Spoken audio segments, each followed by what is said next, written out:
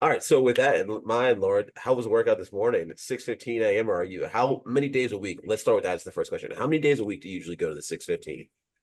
Um, it's been about usually 4. If I'm usually working out 5 to 6 days a week. Usually 6:15 is Monday through maybe Friday, maybe skipping Thursday. Kind of just depends on how tough Monday, Tuesday, Wednesday are. Yeah. So like over here right now across in Westchester, we have the kind of deal where it's some kind of squat on Monday, an Olympic lift on Tuesday, like back and forth, and then Mhm. Wednesday is the bench day or the press day because it goes through different things. Yep. With all kind of different workouts mixed in there. What's your like favorite kind of workout? Like what day do you look forward to the most during the week? Um, I would say my background is more endurance. So when there's more endurance, less barbell work, I tend to feel better doing those. But, I know when it comes to like the Mondays, the overhead squats, I know that those are the areas that I need to work on the most. So actually Right. Mondays I do look forward to a lot. Just because one, it just makes me feel like a badass. That's kind of why I do enjoy CrossFit so much is lifting weight, moving weight, heavy weight around. It's a good feeling. Yeah, hell yeah. I know I love Mondays, dude. The second week of the eights, they got me though. The eight overhead squats. I'm so Oh. glad the reps are starting to go down now. This is Oh, more for my sure. territory. Yep, yep. But so when you say endurance, do you mean like the cardio stuff like the running in the machines, or do you just mean like long workouts? I would say more probably cardio. So like today with a 1,000 meter run, like I can do that Heck in yeah. my sleep. Yeah, or give me like air squats, give me push-ups, that type of stuff. Like I can just do those. And like I'd say for maybe kettlebell swings, things like that. But when it comes to, yeah, adding on weight or hitting and being 95 and all that stuff, like for RX, those are the ones when I tend to slow down. Yeah. What's your favorite movement in all of CrossFit? Give me anything. Barbell, Ooh. gymnastics. Um, I would actually probably have to say kettlebell swings. Hmm. I like American kettlebell or swings. Russian? I mean, I really want to get good at them, but I've been actually loving now that I feel like I'm finally getting the movement down. I really enjoy cleans. Hmm. Um, and my snatches are my enemy. I feel like that's so the answer for so many people in CrossFit. Either like they fully love or they fully hate them. I'm watching Jimmy apparently about to do a 400-meter sled push right now outside. Have fun, Um, Jimmy. Have fun. all right. I wonder if that's anyone's favorite movement to do. Like I love a good sled push, but like out in this heat right now, it's just too much. Oh, and I did it the wrong way this morning. Like I did the 1,000 meter run and then I did the sled push the last. Oh, And the lat for that one hill right on coming out, like I felt like my hamstrings were gonna cramp. So that was really great. 15 seconds of regretting everything that you decided to Literally, do to bring you right there. That's so literally, terrible. yes. All right, so let's dive into like a little bit more professional now here. Like, tell us, what do you do for a job? What's your title? And then we'll start talking about like what your days and weeks and schedule looks like from there. Yeah. So my job title, technically I'm a therapist, and sports psychology clinician.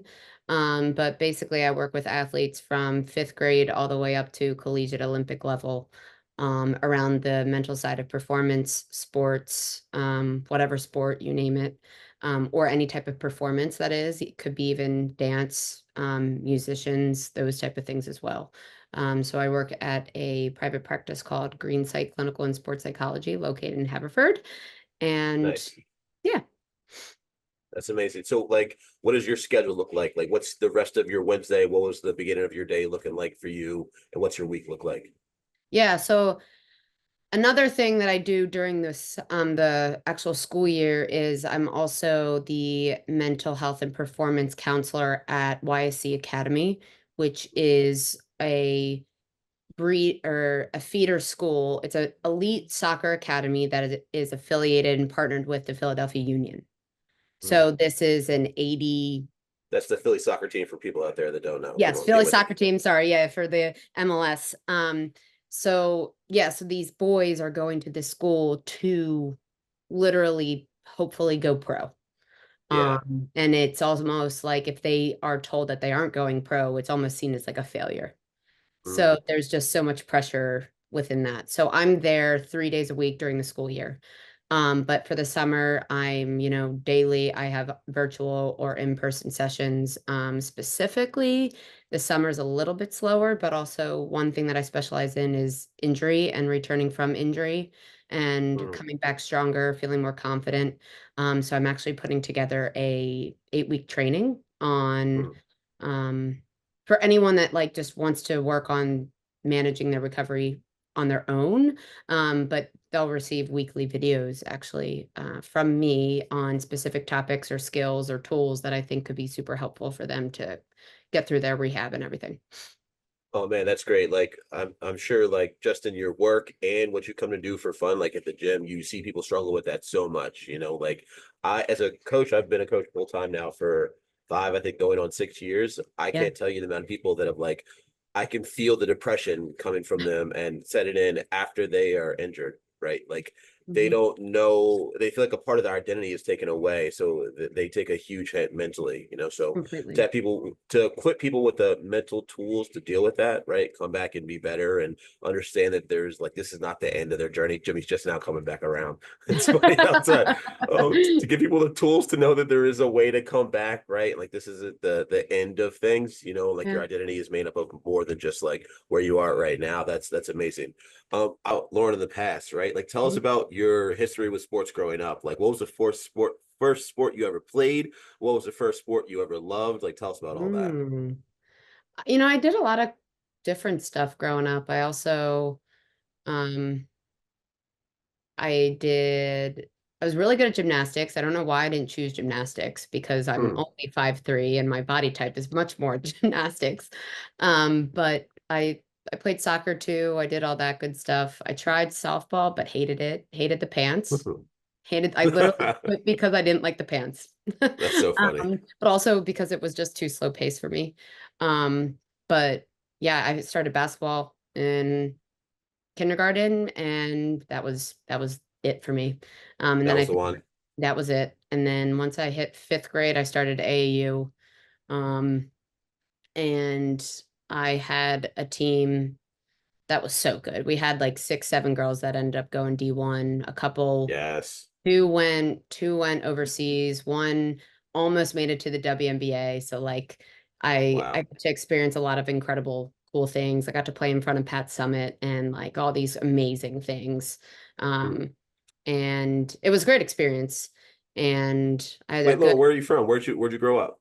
I grew up in like Lansdale. I went to Methacton High School, which Oh, is nice, nice. yeah, not many people know about it, but I yeah. live I live in that area right now. I went to Hatboro Oh, Horsham High School. oh, yeah, awesome. Yeah. Yeah, So so yeah, I we know all always did about the Manhattan. yeah, we did the Hatboro League in the summer. But I did Did in you my play with sophomore the year. Carroll brothers? Yep, Matt and Pat Carroll? yep, Heck yeah. yep. I went to high Um, school with their little sister. oh no way. Hmm. Yeah. So yeah, and then my sophomore year of high school. We went 28-0. We went like 31-2. That year we went and came in eighth in the country. Um, Hmm. or third in the country. One another year was eighth in the country. Yeah, it was just awesome. It was great. And then I went to Lebanon Valley College, and played basketball there. And then my freshman year, I blew out my knee. Cool. But I think, what the one amazing and really awesome thing, and that was like the epitome of like, that was the peak of my career for sure. I was rookie of the year there at the MAC conference, and I didn't even finish the season, which I was Yeah. proud of. But yeah, so once I blew out my knee for the first time, I realized like how impactful the mind was and all that. And then that's actually what led to me going to wanting to become more a sports psychologist. Yeah. Then I went to University of Denver, got my master's in sport and performance psychology, and then during grad school, I blew out my other knee. Oh, what? How'd you do Play, that? playing basketball, playing pickup with the boys, with the Just like guys. rec league, yeah. Yeah, and then yeah, did stuff out there.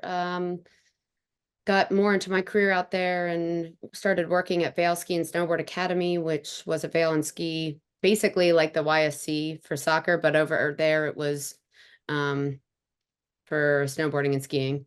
And then I Yeah. came back here finally after about 7 years out in Colorado. And then during that year of COVID, I blew out my knee again. Damn. You and the knees, man. Not good for Yeah. you. So I'm going to let him in say that pistols aren't one of your favorite movements. I was pumped actually. Like when we think about like the things that we like, I think for me being an athlete, like I didn't doing all my recoveries, like the last thing I wanted was you to say I can't do that again. Yeah. So I can do pistols and I'm proud that I can do pistols and my knees don't hurt. Like I'm Let's actually, go. yeah, so I'm trying really hard to maintain that pistol because it took me 14 months to finally get, after my third knee injury surgery, it took me 14 months to finally get my pistol again. That's So crazy. once I got it, I was like pumped. But yeah, so That's I've awesome. done my knees 3 times and that's kind of why I do what I do. So you blew out obviously one of them twice, right? Like, Mhm. Mhm. what was it like the second time? Like, did you what happened? Like, did you know right away? Like, what were you going through? Yeah, so I mean, the first time I did it, I came off a spin move, did ACL, MCL, meniscus, Oof.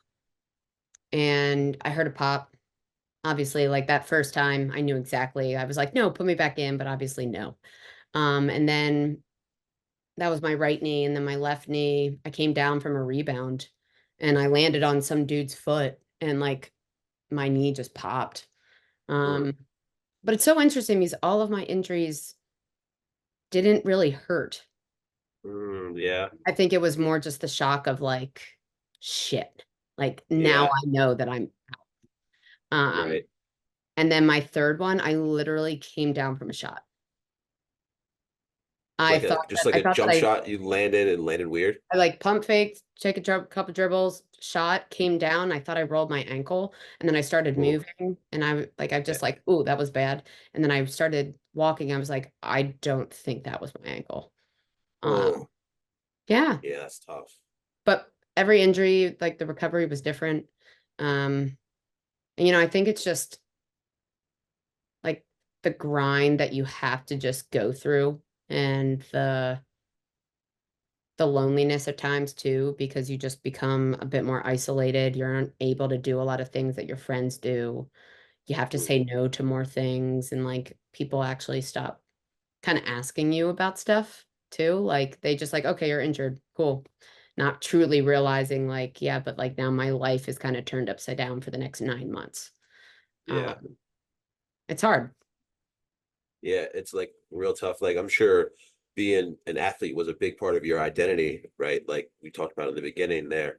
Mhm. So did you discover in the time that the multiple times that you were injured and you had to like take a step back, did you discover like anything else about yourself that like to help fill that void or Yeah. like fill the being able to play sports with anything else? Well, I think it's all interesting, right? Like I think every single injury actually did bring like there was a silver lining from all. I think truly my first one, I was originally a physical therapy major, but tearing my first doing my knee the first time made me realize I actually wanted to go more sports psych. So if Mm. I don't think I would have gotten done my knee, like I might be a physical therapist right now. Like I don't know. But I You're think like, I that don't want to like, sit around rehabbing these people. yeah. Yeah. I feel you. Yeah. So I think that one. And then the second one actually made me realize that I wanted to specialize in injury Mm. because I was like, I have to go through this again. I don't want people to go through this. Um, and something that I do disclose here and there, but like I also was going through an eating disorder at the time. So that plays a whole other animal into that. I Yeah. think truly that second one made me realize that I wasn't okay.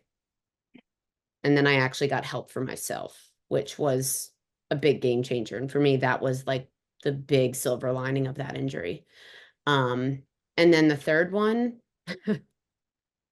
The third one, I think, really just helped me actually find even more of my passion for art.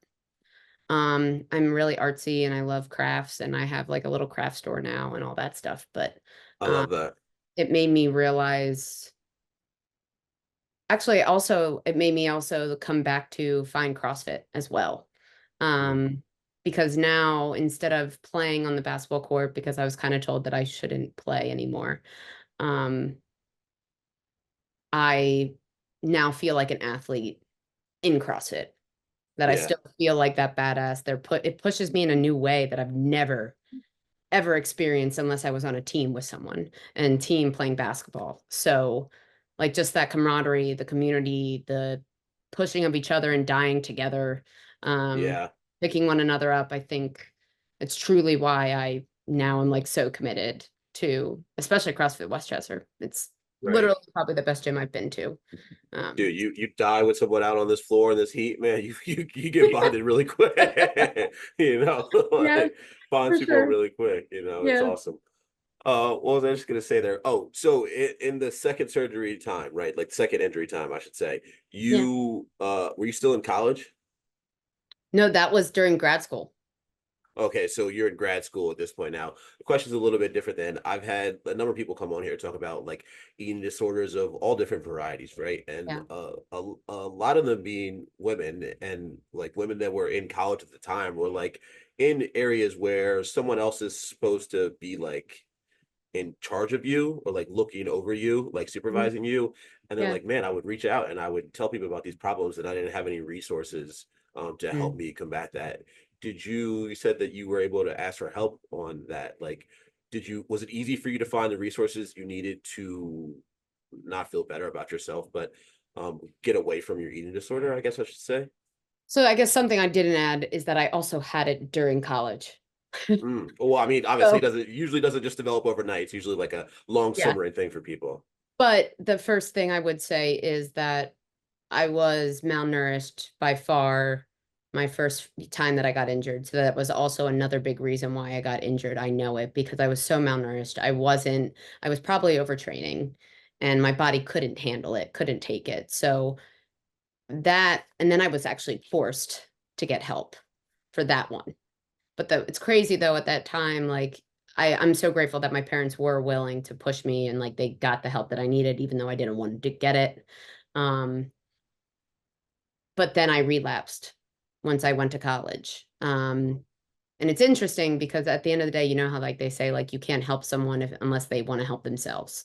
Hmm. And it was almost as if like that second injury was what made me realize like Lauren, it's time. It's time for you to get the help that you want and you need because you don't like this. This isn't right. This isn't good. And they one incredible thing actually out in Colorado and in the West, they do it a bit more holistically and different. Hmm. That they actually had some eating disorder like centers that had also outpatient, but they also had athlete tracks. Mm. So like athletes would actually go and to these specific places and then they would eventually like train you to go back into your sport as well. Um, Right. So you're not like so ostracized. You feel like there's like other people that are like you. This oh isn't such a crazy weird thing. yeah, but the hard thing is because of my degree, there were classmates of mine that were working there. Hmm. So I had to actually call them and say, hey, so I can't come in. And I didn't want to. I actually kind of hid it. Like no one really in my class and everything like knew that I was experiencing this. I mean, maybe they could tell based on my Yeah, weight, but I asked and I said, "Hey, who would you refer me to get the support?" And I seeked out my own therapist and my own dietitian, and they were incredible. it's awesome. It's like Yeah, a really vulnerable place to put yourself in, to have to go to your peers about this problem that you're having. Because I mean, they could be experiencing it too. But from the yeah. outside looking in, you always think that like this person is perfect and I'm the only one that's struggling, you know? Hmm. Hmm. No, and it's wild because I did have like a couple classmates, yeah, that were experiencing it too. And once I finally said something, they're like, "Oh my God, I've been doing that too." And I'm like, "Wait, really?" Mhm. So I built a couple really awesome bonds there. but it is wild because, I think so many people, it's interesting how so many people, like, even when I was like the tiniest I was, um, I'm more like, I guess I just looked like a bodybuilder. Like I looked just more ripped than anything, during my grad school days. But everyone was like, oh my gosh, what are you doing? Like you look incredible. And it's like, thanks. In reality, Yeah. though, like I'm not healthy. Yeah. So Oh it's just so man. Yes. interesting. It's tough, right? Because you get it like addicted, maybe even subconsciously to the praise, but then you're like, also, I'm doing this to myself, and Mm. it's such a crazy like teeter totter to have to deal with, you know? Yeah. And I think now, because now I'm healthy, now I'm exactly where I should be, and I'm actually trying to gain weight in the sense of gaining muscle and mass, right? And so, like, for me, I'm proud of that because it's transitioning away from what my previous goal used to be in my brain. Right. Um, but also like CrossFit, everyone is so different body types. Like we are so there's no mirrors. Everyone's just picking up weight, doing their thing. And for me, that's what I love so much about it too, is there's not like, I don't feel like there's body image focus. Like when you go to I don't know, just a normal fitness gym. Um, that's why I also really passionately like enjoy CrossFit so much. It's all about, you're gonna get what, like, you're gonna get a byproduct of the work you put in, Mhm. like that's Yeah. what it's really just all about in CrossFit. So I wanted to do this earlier, but we just got into such a great conversation there. Let's like take it back to like, do you consider yourself a competitive person? Oh, yes. So, Probably too so I competitive feel at like most times. people that come on here are gonna say yes. Um, do you have like an earliest first memory of the competitiveness coming out, or a time that like you could think of that you're like, oh wow, that's when a young Lauren being really competitive? Ooh. I think one, I was used to be the biggest tomboy. Hmm. Which I consider myself, I guess I am still a tomboy in a way. But like my mom had to force me also to like wear she didn't force me, but she's like, Lauren, you have to wear nice clothes for like once a week. And I never was the one really that played with girls. I was always the one playing like flag football or playing basketball or kickball. Like I was never doing, I don't know, girl things. Like I was always with the Girl boys. things. Yeah, girl things. Like I was always with the boys trying to beat them up. That's Um, funny. I think the other thing, like growing up, there was one, I like I chipped bone and tore a ligament in my finger. Hmm. When was that? I think that was around seventh grade. And I played pickup, like a pickup league with boys. And this happened, like my finger, someone like threw me the ball and I like jammed it. And it was just like hanging. And like I could like, yeah, like couldn't straighten it. Um, but I went and like went into the bathroom and then one of the dads came and was like, "Hey, are you good?" And I'm like, "Yeah, I'm fine." And so I went out and I played the rest of the game in the game so the boys didn't think that I was hurt With my finger hanging. with my finger just hanging, dangling. And then when my mom came and picked me up, I was like, "Take me to the ER, it's broken." But I would say for me, like I had to beat the boys. Like that was my goal. So Yeah. that's probably like my first one I remember and can recall, but playing wiffle ball outside all the time, like that's just How old were you when the finger story happened? seventh grade. So what was that like Oh, 12? yeah, somewhere around there. That's Yeah, funny. yeah. Man, I've definitely jacked my fingers up from playing football, and they're Oh, not right. right now. Mm-mm. They're all Yeah. over the place. And then the barbell, like hook gripping and stuff, doesn't help at all. Mm-mm. I have no, I mean, like my middle fingers are like literally crooked. They go this way from being jammed so much. So it's just normal. That's how my pinky is, man. And I remember it's from like ninth grade playing handball in gym class, man. I used to go down in gym Yep. class, Uh-huh. try Hmm. to dodge a throw and just frick it, or try to block a throw, just whack the edge of my hand. It's been jacked up ever since then. Yep. You just live Yep. with it. You do. So you talked about like being in college and working out like already and like looking ripped in post grad. So when did you like hit the weight room? Like when did that become a part of your sports and athleticism? I'd say I probably started that like around ninth or 10th grade. Because then I actually started going to like speed and agility like Hmm. class and everything to work on all that. And then through that I like developed and understood more of training and lifting. Um, but honestly, like that's the one thing we didn't really have that. In D3, that's what like really pissed me off too. Like we Yeah. didn't really have a program. Like I didn't learn how to clean until 3 years ago. Hmm. I guess no, like not maybe not three, like truly like learning more and more of the technique. But I've probably Right. known how to do it for a while because actually something I didn't say is I also have my strength and conditioning certification, and I was a trainer for about 4 years out in Colorado too. And I did more like athletes too, like strength and power, going from back squats into squat jumps or into box jumps into different things like that and explosive movements. But Right, because there's more than just doing a clean to develop, speed and agility for only exactly. CrossFitters out there. We love Yeah. you, but there's so many other different things to do. So many. Yeah. But then I would say after I graduated from college and I didn't know even like what to do because I was like, all I've done is train for basketball. Like, how the hell am I supposed to move now or train to like for life? Now, what am I supposed to do? What do I do in the So gym every day for the next 60 years, 80 yeah, years?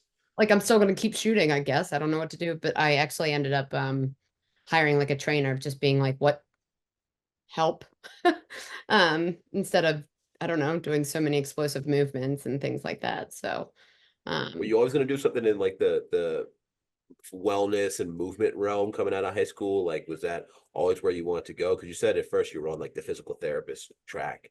Was that always yeah, like your goals?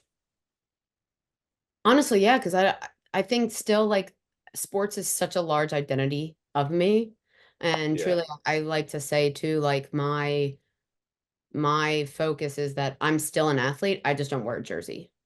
yeah. I don't wear Oh, a that's dope. uniform. And I think it's important to work on redefining what an athlete means to you and what an athlete looks like, what an athlete feels like. And that's what I work with actually a lot of my athletes too. Like when you're injured, like how do you now redefine that statement? It's not that we can't get you back there, but like how do you now own who you are in a different form or a different way? Um, so yeah, I've always wanted to. It's probably just that competitive nature of me. But also my parents are both physical therapists by trade, so it's Hmm. probably just kind of ingrained into me of like being around sports and like physiology and all that type of stuff.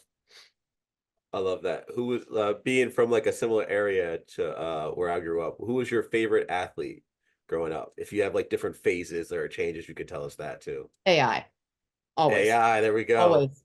I was three for a reason. I was three growing up, three always. AI was my Oh man. yeah.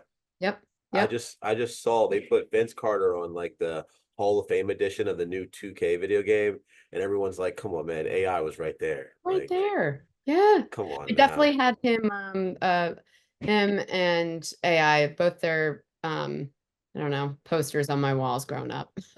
Oh, in the poster days when that was a thing, man. People don't do that anymore. But like, and I feel like Vince Carter just got out the league. Like he just I retired know. like 2 years ago or something like that. AI's been gone for a minute. Like, It's wild. Yeah. But any basketball. Tracy McGrady, mm, Dwight Howard, but used to be my boy too. And then Kyle Korver. mm, And I think more because the three. I was a big three shooter. So like Kyle Korver, I just ate up. And Al then Corver, a legend, AI. man. Oh yeah, for sure. But anything Sixers, 100%. Always. That's funny. My girlfriend, like, she doesn't really watch basketball, but she'll watch it like a little bit with me. And with the Lakers being all in the news lately, like there's been more clips of like Dwight Howard going around. Yeah. So Julia only knows Dwight Howard with the braids on the Lakers. And I'm Mm. like, well, he used to be really, really good. Like he Mhm. was the defensive player of the year like 3 years running. She's Yep. like, this guy. I'm like, I know he's goofy, but he was really good, man, in the good old days of basketball. And I'd say probably Dwayne Wade too, especially after Oh he did yeah, like, the first knee and stuff and like coming back. Like I give him so much props of just, yeah, handling it all and then doing it again. Like, can't yeah. even. Yeah, people that have never been through an injury before, like man, coming back is something so super different. Like having to like put yourself in the shoes of someone that just ended their season on a good note, right? Like they Yeah. have however long that off season is going to be, let's call it 3 months to Yeah. like decompress and get ready for the next season, right? But like you can get stronger over that time period. You're coming off of what's 100 for you. Yep. Now put yourself in that off season where you are going to be like, I can't do my usual things to get stronger. I Mhm. can't be out there with everyone running, like I can't be chasing what I want to chase right now. I have to do it in this kind of way. Yeah. That's like a hard mindset to shift into, have to change everything that you normally do. Yeah. And a lot of athletes don't know how to, right? Because also, like, going to the gym, doing this is what helps relieve their stress, relieve like Mhm. whatever their anger, frustration is. And now I don't know what else I enjoy, what I like, what makes me happy. Um, I think it can be exhausting. It can be, I'm just like thinking of all the different athletes I have, and I think they just don't recognize that they actually have the skills to like withhold it. And also, like, I like to say for a lot of athletes, like you're made up of a pie basically, and one or two slices is being on the court, being on the field, being in the training room. What are those other slices? And developing and understanding how can you actually figure out what those are and how can you fuel those so that when you are clear to play, you can finally focus on those two slivers that you haven't been touching for a little while. So that you actually, by the time that you get back to your sport, you get back to the training, you actually feel more whole because now you've actually developed more of you. Um, and that's what I do daily. Trying Yeah, to that that. that's what people need. How do you approach people and get them to approach, I guess, finding the other parts of themselves? Like what do they explore? How do they start that process? Well, I think one of the biggest things we have to recognize is we as people need connection. We need emotion, we need support. So a lot of it is also figuring out like who is your support system? Where are your supports? Who can you turn to when you're pissed? Who can you turn to when you're sad? Who can you turn to when you need to just vent? Mhm. Um, and then I think it's also like, okay, if you can't lift legs, okay, but can you lift arms? Can you lift core? Can you do certain things also outside of that you usually, like, if you were playing, you wouldn't have the ability to actually focus on your arm strength or maybe your shoulder mobility. But I also like to work on them seeing as if like their physical therapy or their rehab is their training, that they're showing up to their practice that day, if whether it's just doing quad sets or leg extensions, like you got to own that as if you were going into practice trying to give 100%. Mhm. Um, and then I also, I think it's just figuring out too, what are other things that make them feel sad or happy and relaxed and fulfilled. So whether that's cooking, whether that's going more for walks and I don't know, trying new things, like what's a new documentary that you haven't watched? Or maybe, I have one athlete that right now that he just realized he really likes video editing. Hmm. So he's been getting into that a bit more now because he actually has a lot of time. But I think a lot of times what I also help them with is like starting to recognize like what pisses them off and what triggers them most. So that when that type of situation happens, or like when you got to sit on the sideline and watch your guys out on the court or out on the field and you just got to be there, like how do you deal? Because that's one of the hardest things, Right. to just see your friends potentially getting better than you right now. And you just have to just own being a teammate right now on the sideline. Um, so learning how to just cope with that, because if they can learn how to feel the emotion and let it go, like once they're back and playing, they're able to actually handle more emotions because they've been handling it for the past 6 months. Right. Working on the emotional side of just sports and athletics is huge, Mhm. huge to for all of your gains. And being a good teammate like is something that goes by the wayside a lot. So it's really awesome that you just touched on that part. Yeah, and truly it's more like, okay, what would you want if you were on the sideline? Or if you were playing and your other friend was on the sideline, like how would you want to be treated or what would you want them to do? And like how can you be that? and how do you own that role so Yeah. that when you're time to show up and be the other role, you finally can focus on that. And everyone else is there to probably support you because you were being that person that you'd want. I think it's huge. And also learning how to advocate for yourself and like Yeah. talking to your coaches or teammates, like, how can I help? What can I do? And just kind of feel still like you're in it, even though you are on the outside. Yeah, learning how to advocate for yourself will teach you not only how, but when to, So that's really awesome. And for everyone out there listening, notice that she said that your physical therapy, your rehab, your prehab is just as important as your training. All right. And if you Hmm. bring the same intensity to that you do to all the sexy things that you do, like playing the sport, like doing a squat snatch, like doing a heavy back squat, then you will reap the benefits of it, Yep. and Thousand great percent. reward. Great, great reward. And it's only gonna probably make you stronger in general because Right. you're finally putting in the work that you probably were putting off for Right. some time because you wanted to do the sexy stuff versus the grind stuff that isn't as appealing. So speaking of that, like we talk about you being competitive, but like what motivates you? Like what motivates you to work hard? Ooh, in the gym or Just in life? general, in the gym, when you have a big project you're putting together to present to somebody, like what Yeah. what do you feel motivates you? I think, well, I guess in when it comes to being in the gym, what motivates me is like I truly just want to feel like I got better. And I want to feel like I progressed. I want to feel like I did improve something for me. I think the gym also was my zen. It's the area and the place that I can truly just be me. But I think when it comes to CrossFit, because it's so humbling and having to learn how to snatch and like clean and like just getting the mechanics down, it's really actually right now honing on those aspects as well. And for me too, I do try to write down like what things do I want to really focus on this month versus last month or the following month so that I actually feel like I have guidelines so I can like focus. This is my like I really want to focus more on my lat strength or endurance. I want to That's good. focus on my like snatch, my hang snatch or whatever, so that I feel like I have at least a guide. Yeah. Um, Micro goals are super important. oh, 100%. And I think if you don't know where to put your focus and have a focus for that day or that week, it's really hard for you to be successful and progress the way that you're looking for. For sure. Um, I guess for myself, I think at the end of the day, I just want to help people be better.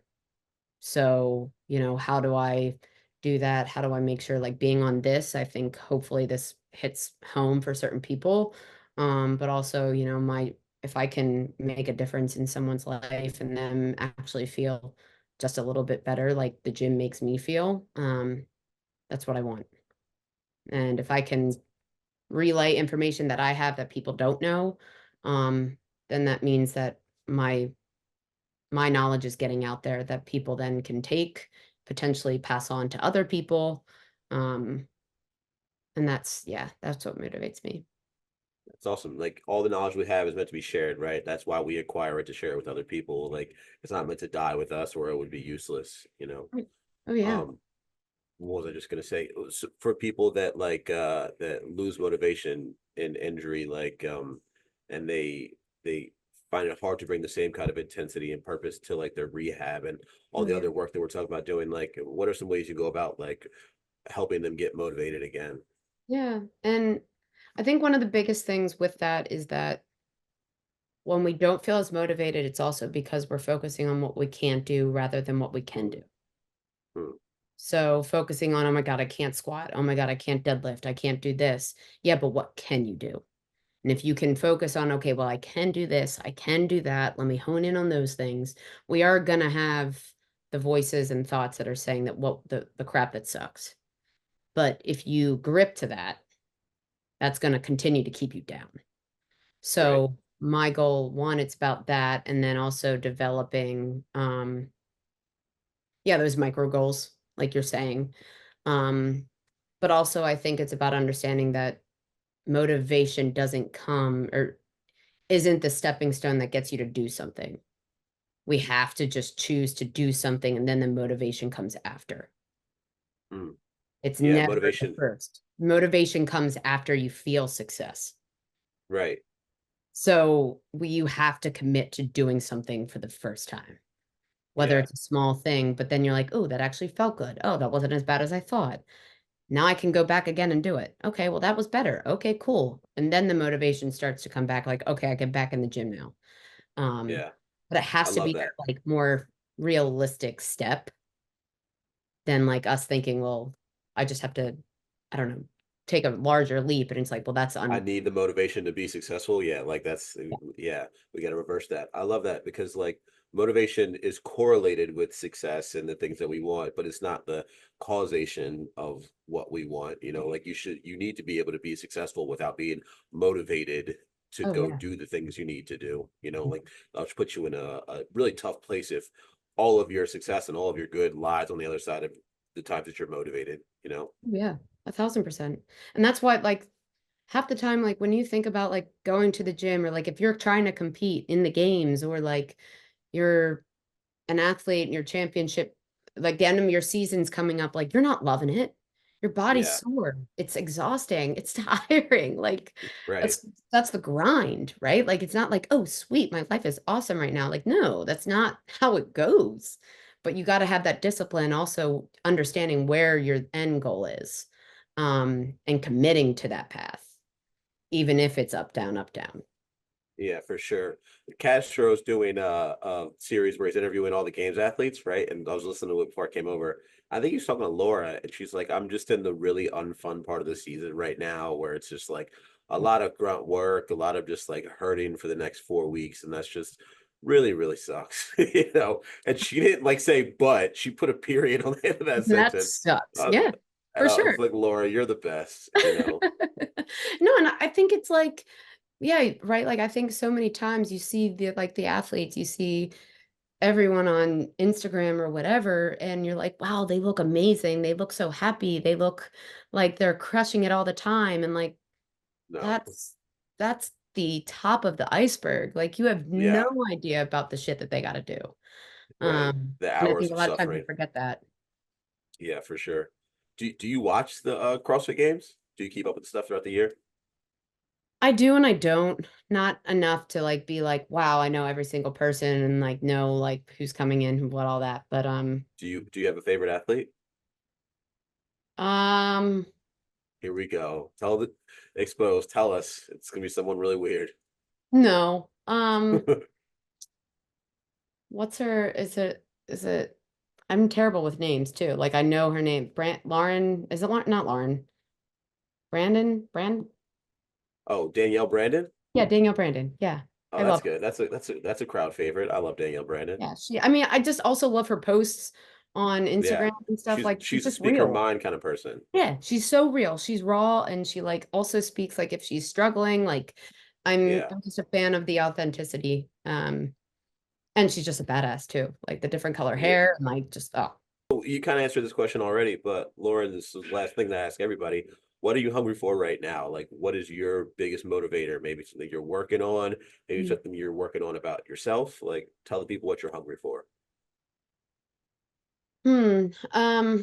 Well, one, what I'm hungry for is when it comes to the professional stuff, it's that program that I was talking about with it's called Mind Over Matter, taking control of your injury recovery. So it's gonna be launching August 5th. And I'm just hoping one that I can reach to a lot of athletes that might be able to benefit from it. But I'm also then hoping to get into like athletic trainers, physical therapists, and all that so that they can also help themselves become even better professionals to help their clients through recovery. Um, that's this is like just what I freaking love. Love And it. I think it's like coaching that, training the trainer. I just want to help people get through injury because it sucks. It Yeah, sucks so much. yeah, And then I would just say that I'm hungry to just honestly just make strength goals and gains because I feel like I'm kind of at that level where I'm starting to finally get some better technique on certain things. So I just want to start actually feeling and seeing that result as well. Because I know I'm getting stronger. CrossFit Westchester is doing an incredible job, and the amount of strength gains that I've seen over the past like 6 months is wild. So Let's go. We love to hear it. love it.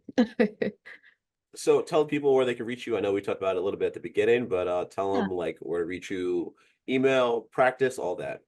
Yeah, so you guys can reach me at I work at Green Psych Clinical and Sports Psychology. It's Green Psych, green with an E, Green Psych. And then you can email me at lauren@greenpsych.com. And then my Instagram name is L Rule underscore sports psych. Underscore. I just figured out which one that was. Underscore versus the dash. So not Instagram savvy. Yeah, but yeah, that's where I'm at. And I just appreciate you having me. This was a great conversation. It gets Yeah, me it's been awesome. this stuff gets me hungry. Like I finish this, I'm gonna be like, hell, I'm ready for the day. I'm just Hell crushing yeah, I love it that. I usually now. try to train right after I do a podcast call, especially a good one. When it's a boring one, I'm like, oh man, it's gonna be a terrible session, but this is gonna be good now. You know? Well, I hope that I hyped you up. No, it Uh, was. This is great. yeah, but no, I appreciate it. I think it's fun to talk sport. It's fun to talk fitness. Just Hell because we're yeah. also like-minded for sure. And anyone that likes that, any girl especially that likes Allen Iverson, AI is all right with me, dude. So you definitely got a couple more points in my book today. Sweet. All right, dogs. It's been another great conversation. That was Lauren Ruhl. We get out of here. Peace. Look at this.